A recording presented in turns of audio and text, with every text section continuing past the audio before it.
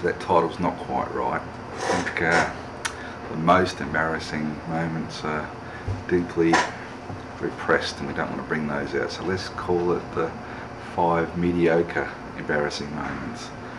Now, I know Jen was meaning more bits to do with your personality, but I'm just going to think back in time to some of those embarrassing moments.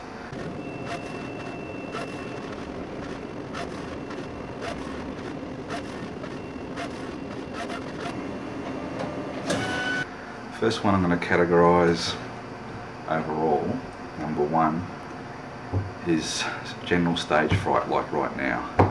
But in general I've always hated public speaking, always hated being on stage. I guess some people on YouTube, and there's thousands of them, it just comes naturally. Well, to someone like me it doesn't.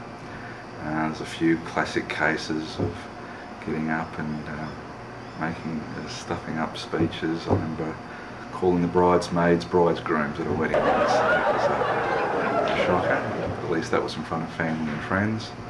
And there was one I did had to practice, I think it was a 15-minute speech, and had set it out with a stopwatch and had it all set out. It was some boring subject like wearing safety shoes in aeroplanes or some topic.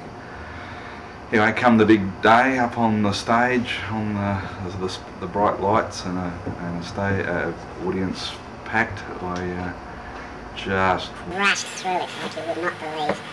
My 15 minutes turned out to be 5, so I had to do the classic standby, which is any questions?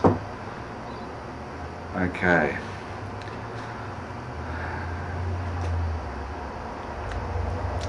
Number 2.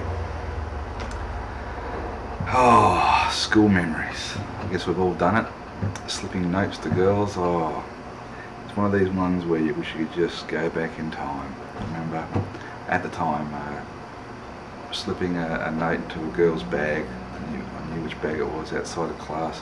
And as soon as I went to class, I thought, I've done the wrong thing here. And what could I do? It was set in motion. So that gives you a shiver thinking about it right now. Okay, point number 3. Straight as a die, so don't get me wrong here, but I did go to a cross-dress party once. Boys as girls, girls as boys. Rocked up, turned up, parked outside in all the cars, walked up, the front door was open, heard the music in the background, so I wandered through the house, opened the black sliding door to walk out on the patio just as the music stopped. 30-40 people turned around to stare at me. I was at the wrong party.